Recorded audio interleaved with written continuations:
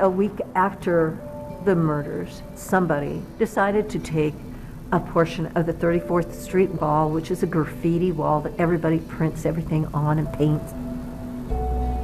And they went out and printed the 5 names on it. It was a place for fraternity boys to spray paint stupid things.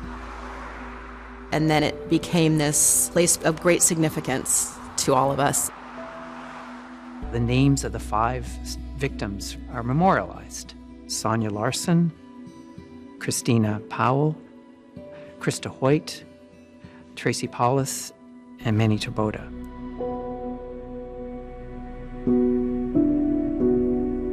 The details of the terror he put her through. Was she so scared? Was she by herself? That terror is what, I can't get past that. I wanted to die, actually. I just wanted to be with Sonja. I wanted to see Sonja again in heaven, so. Each passing hour, we feel much more confident that we will be able to bring this case to successful closure. There are now more than 100 law enforcement officers working in search of a serial killer. We're getting a tremendous amount of information from people that are calling in suspicious activity, especially suspicious people.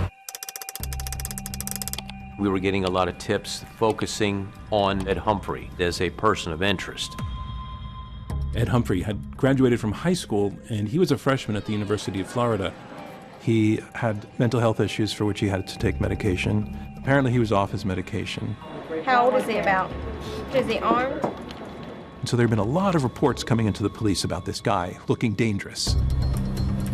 Ed was hanging out in the woods, dressed in camouflage clothing. Ed was known to carry knives. He has an episode with his grandmother. It's what we now would call domestic violence. He's charged with beating his grandmother in the face, causing fractures and bruises. And so we were able to take him into custody, detain him. Edward Lewis Humphrey, 18-year-old, first-year University of Florida student, was arrested yesterday. He looked out of it. He looked like he was drugged. If there's a look for a serial killer, he was it. He had these scars over his face. He was in a really bad car accident and got all those scars from the car accident. He suffers from bipolar mood disorder. He was manic at the time. He was off his lithium. And they interrogated him for hours in that situation. And it's basically the result of that they say, well, gee, he's a suspect.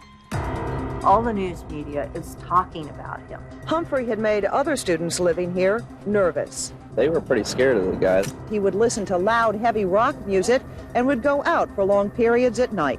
Law enforcers continue to look for evidence that may link Humphrey to the 5 murders, most recently searching woods where Humphrey had been seen.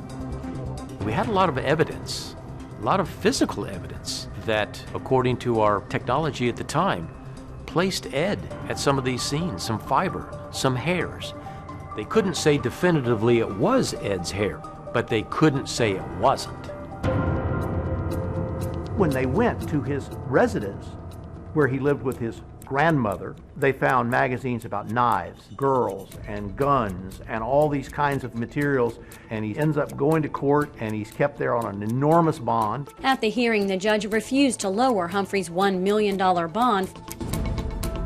$1 million may sound like a radically high bail amount, and it is if this were a regular assault, but police thought Humphrey might be their man, and they wanted to keep him behind bars until they could make their case. Call it coincidence, call it whatever you want. As a result of taking Ed Humphrey into custody, the murder stopped, and you breathe a sigh of relief.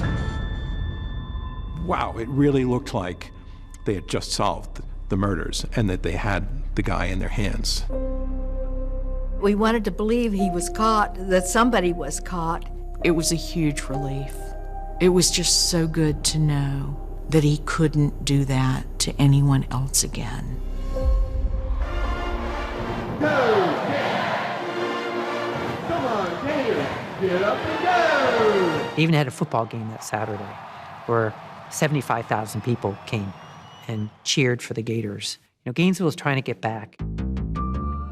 We do know that investigators found some physical evidence at the crime scenes and have been asking for blood tests from criminal defendants and students in the Gainesville area. Remember, the killer used dish soap and a towel to clean up the crime scenes, but he still left bodily fluids behind when he raped 3 of the victims. Back then, DNA was just getting started. So, as far as the suspects is concerned, our easiest way to eliminate them as a possible suspect was to get their blood type. Our perpetrator was referred to as a secretor. If you're a secretor, that means the enzymes in your blood show up in your bodily fluids, your mucus, your saliva, even your semen. So the crime lab technicians were able to analyze the semen found at the crime scene to figure out the killer's blood type. Whoever had committed those rapes had type B blood. And they went to Ed Humphrey, and they took a sample of his blood, and his blood came back type A. That was a big problem. But there were people on the task force who just could not let go of Humphrey's involvement. And if they do really have the wrong guy behind bars now, that would mean a maniac is still out there. Do you have any leads? Are we safe? The police were getting pressure from the public to do something. I was told, you're not going to believe this, but we have a Crime Stopper tip. In Shreveport, Louisiana, 3 people were murdered. The girl's body was mutilated in a manner similar to one of the victims here. And I say, hello, Satan, I believe it is time to go.